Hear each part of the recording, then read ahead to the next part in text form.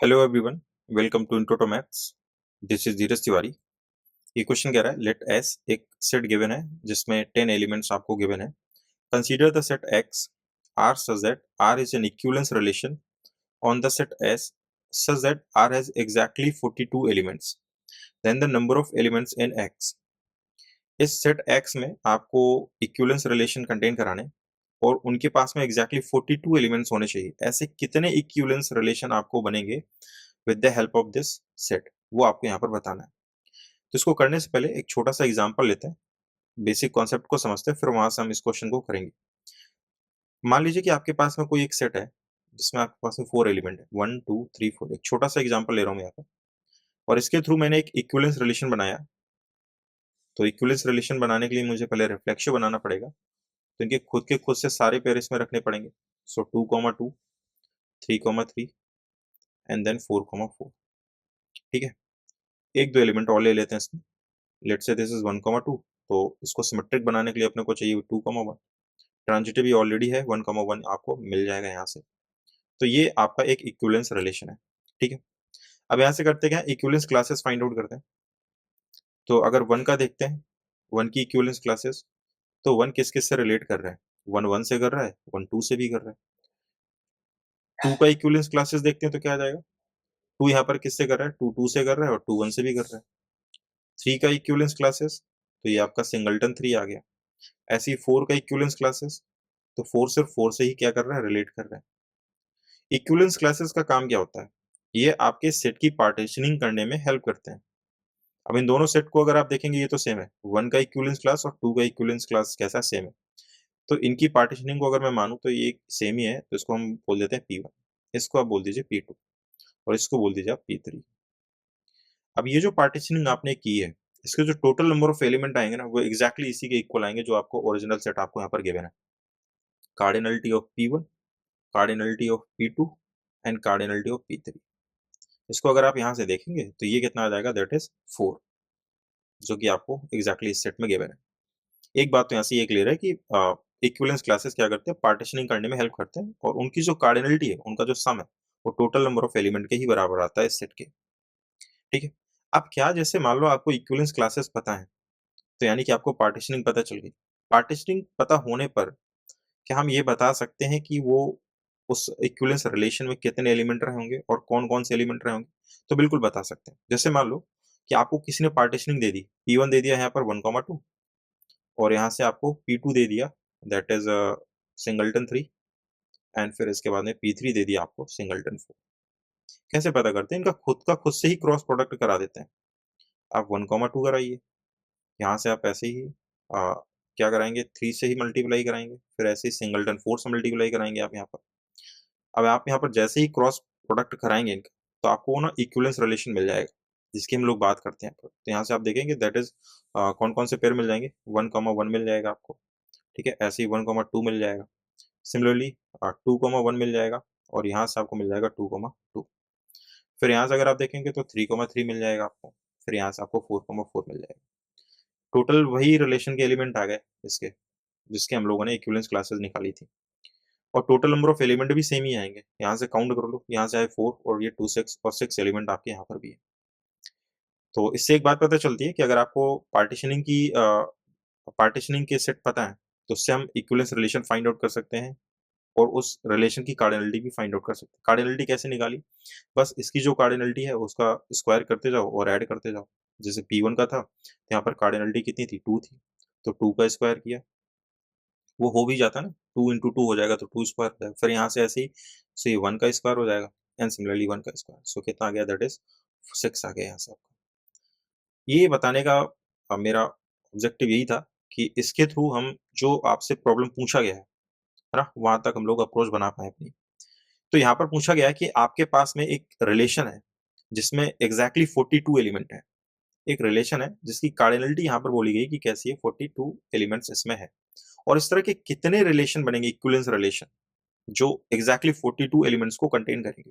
तब हम यहाँ से समझते हैं कोई रिलेशन होगा, इक्विवेलेंस रिलेशन।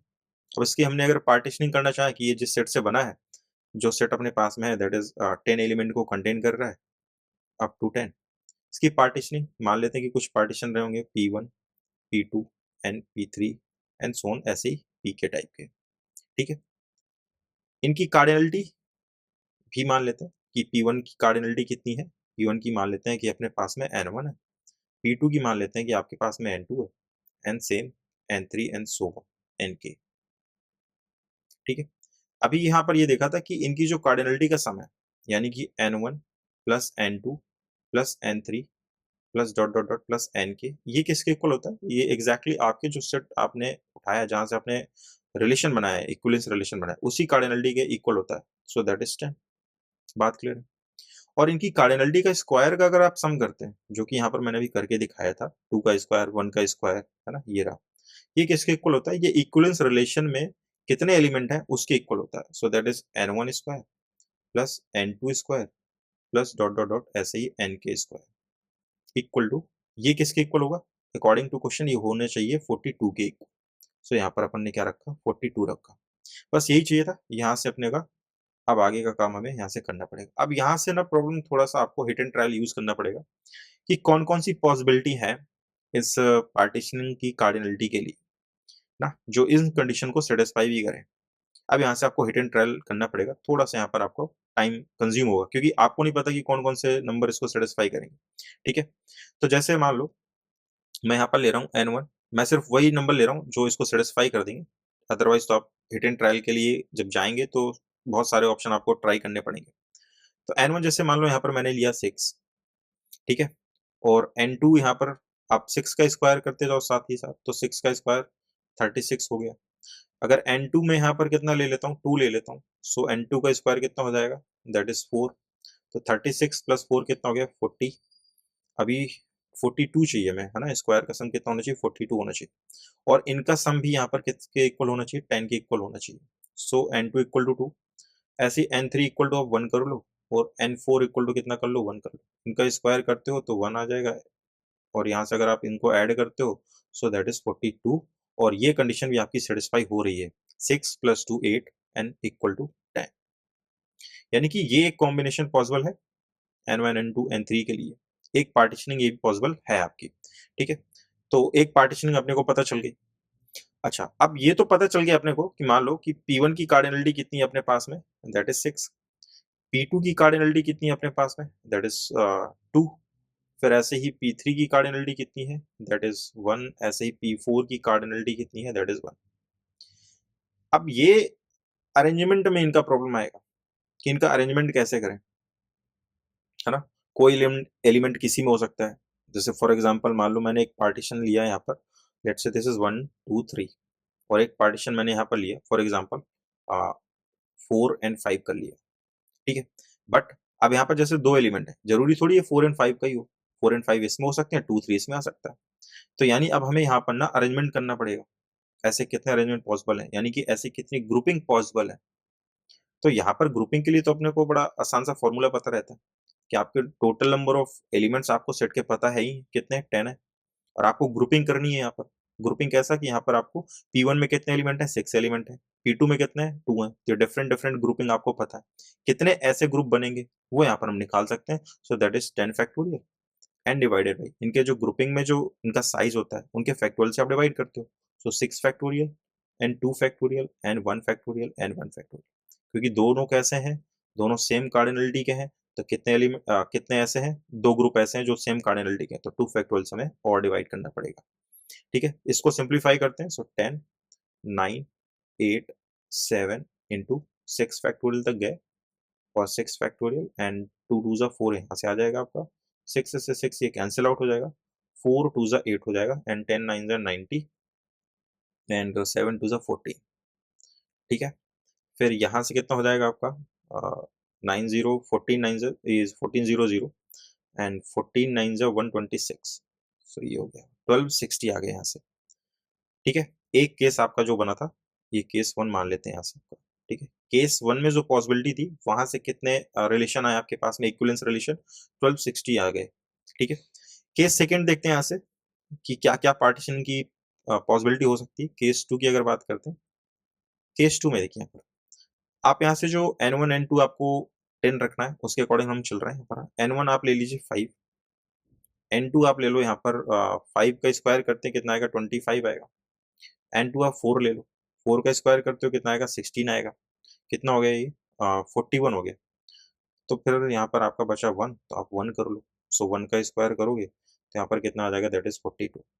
यानी कि ये एक कॉम्बिनेशन पॉसिबल है पार्टीशनिंग का, है ना। मैंने सिर्फ वही लिए जो सूट करेंगे इस क्वेश्चन को, ठीक है। बाकी आपको हिट एंड ट्रायल के थ्रू आपको काफी नंबर्स अरेंज करने पड़ेंगे जिससे कॉम्बिनेशन आपको मिल पाए। तो यहाँ से कितना आया, एक 5 आ गया, 4 आ गया, 1 आ गया, ठीक है। अब यहाँ से फिर से इनका अरेंजमेंट करना पड़ेगा क्योंकि अपने को तो नहीं पता कि किसमें कौन सा एलिमेंट होगा, तो अरेंजमेंट करना पड़ेगा। अरेंजमेंट के लिए फिर वही आपको ग्रुपिंग का साइज पता है बस, तो यहाँ से आपके टोटल नंबर ऑफ अरेंजमेंट्स भी पता चल जाएंगे, that is 10 factorial and divided by 5 factorial, 4 factorial and 1 factorial. यहाँ कोई साइज रिपीट नहीं कर रहा तो उसको डिवाइड करने की जरूरत है नहीं, सिंपली इसको सॉल्व करते हैं। सो 10 9 8 7 6 into 5 factorial and divided by 4 factorial, यानी कि 24 कर लो इसको, और ये 5 फैक्टोरियल जो कि कैंसिल आउट हो जाएगा। 24, सो 6 8 जा 48 एंड 2, सो यहाँ से कितना आ गया, दैट इज 90 इंटू 40, सेम आ गया मल्टीप्लीकेशन, सो दैट इज यहाँ से 126 इंटू 0।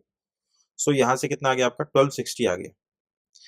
ये रिलेशन आए, इक्विवेलेंस रिलेशन, जो इस पार्टीशन से पॉसिबल थे और जो इस पार्टीशन से पॉसिबल थे। यही दो केस है जिनमें आपकी ये नंबर ऑफ अरेंजमेंट्स आपको मिलने वाले हैं, जिनको आप अरेंज करते हैं तो आपको सम मिलने वाला है आपको 10, और इनके स्क्वायर का सम यानी कि जो इक्विवेलेंस रिलेशन में जो एलिमेंट आने वाले वो 42 मिलेंगे। यही दो केसेस आपके बनने वाले। तो टोटल कितने रिलेशन आ गए 1260, और 1260 वहां से भी आया था, सो 0 एंड 6 6 12 एंड 2 2 4 1 5 एंड 2, सो 2520 ये आपका फाइनल आंसर आ गया, जिसमें आपके number of element in x, है ना, ऐसे कितने रिलेशन बनेंगे जो इक्विवेलेंस रिलेशन बनेंगे जो एग्जैक्टली 42 एलिमेंट कंटेन करते हैं। तो अपना आंसर कितना है 25 एंड 20। क्लियर है। सो ये पार्टीशन के थ्रू कर लिया, आसान पड़ गया, ठीक है, अच्छा प्रॉब्लम था। आई होप कि ये सॉल्यूशन आपको समझ में आया होगा। मिलते हैं नेक्स्ट लेक्चर में नेक्स्ट क्वेश्चन के साथ में, तब तक के लिए स्वस्थ रहिए, मस्त रहिए।